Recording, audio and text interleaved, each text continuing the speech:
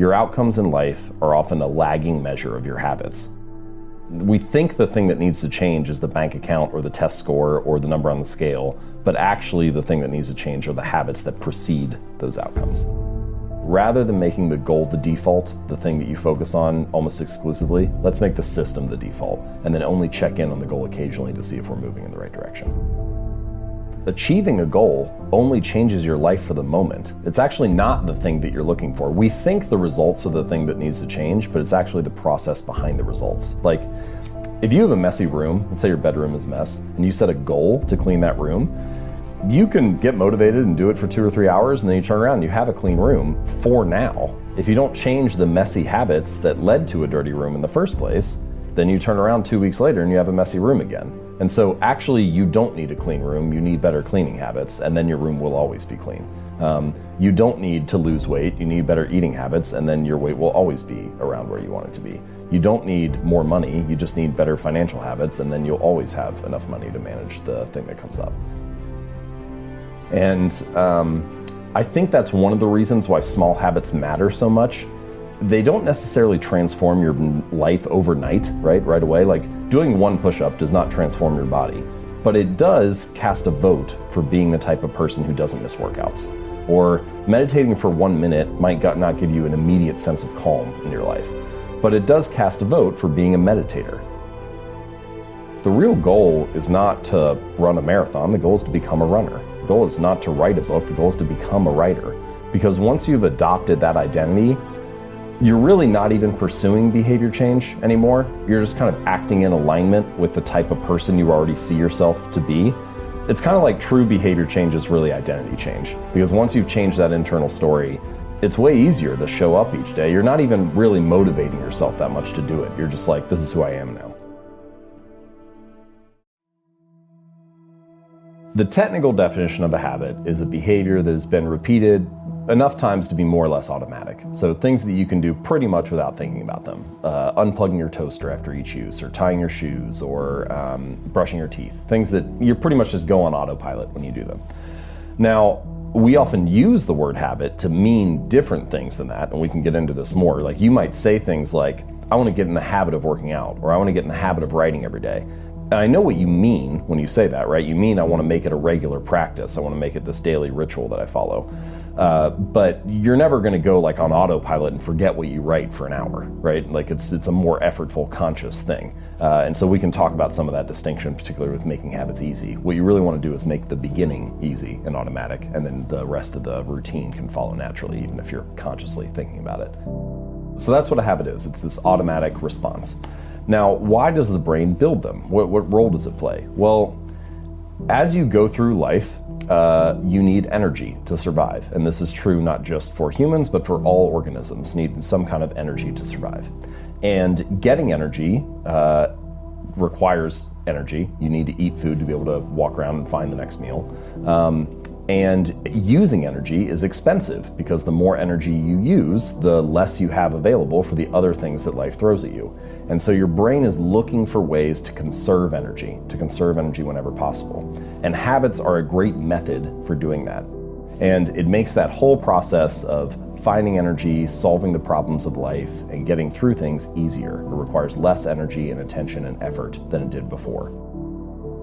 I started to realize, similar to what I hinted at a moment or two ago, that both luck and habits play a role in life, but that you have control over your habits. And the funny thing is, we're building them all the time, but a lot of people don't feel like they have control over their habits. They feel like their habits are taking control of them, that they're like a victim of these bad routines. And once you start to dive in a little bit and like uncover the layers and realize what a habit is and how it works, then you start to develop a little more control over it. And I think if we're going to be building habits anyway, then it makes more sense to be able to understand how they work and how to structure them so that you can be the architect of your habits rather than the victim of them.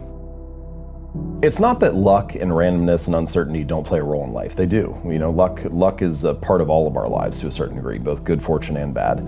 But by definition, you don't have control over luck. And your habits also matter. And I think that the reason they're so worthwhile to focus on and understand is that they are the portion of your life that you can influence that also determines your outcomes. It's not just luck, it's not just habits, but one of those you have control over. And so it makes sense. The only reasonable strategy is to focus on what you can control. If you spend all of your time focusing on things you can't control, then you're just going to end up frustrated.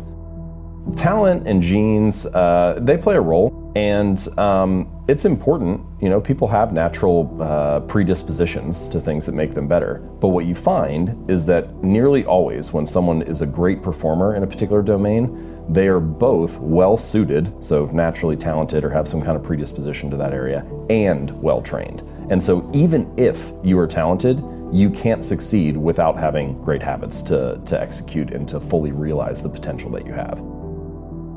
A lot of the time people talk about, I want to have more money, or I want to lose weight, or I want some kind of result. But the truth is, your bank account is a lagging measure of your financial habits. Your weight is a lagging measure of your eating habits. Your knowledge is a lagging measure of your learning and reading habits. And so it's actually, we think the thing that needs to change is the bank account or the test score or the number on the scale, but actually the thing that needs to change are the habits that precede those outcomes. How do we come to believe things about ourselves?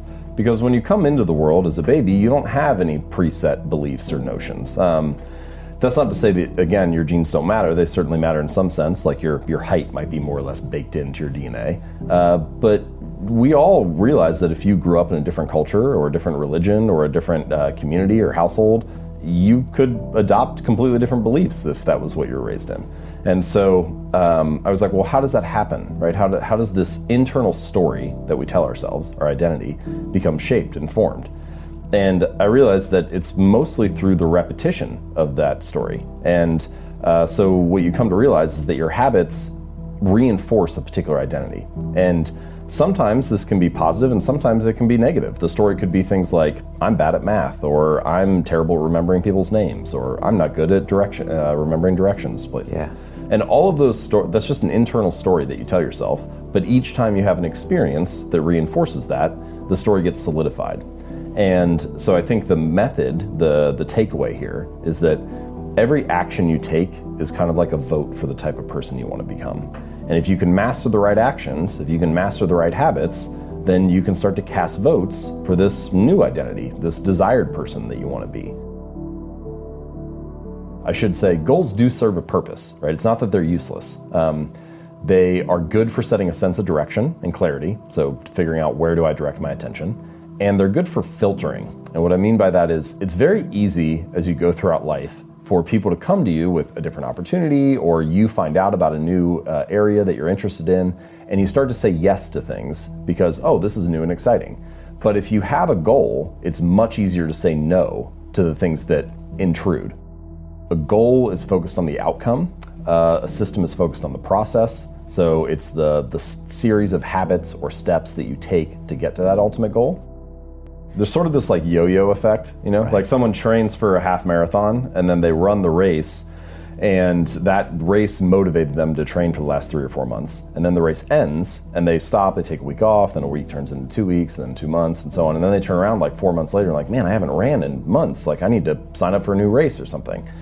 Because if it's all about the goal, as soon as the goal is achieved, you don't have that motivating you anymore. But if instead it's about being a runner, then even once you finish the race, you still have a reason to show up again the next week, because you're like, well, that's what I do is I run. That's who I am. Right. And so I think that's a more, in pretty much any domain, true long-term thinking is really goalless thinking. It's much more about being that person, developing that identity, following that system, and then you just happen to realize your potential along the way. It feels insignificant on any day, but then you turn around 10 years later and it's actually, you're surprised by where you end up. And that's a hallmark of any compounding process, that the greatest returns are delayed. And so habits are like that too. They don't feel like much on any given day, but they really add up over the months and years. The cost of your good habits is in the present, and the cost of your bad habits is in the future. And the fact that we prioritize the present over the future ends up making a lot of habit change difficult for that reason.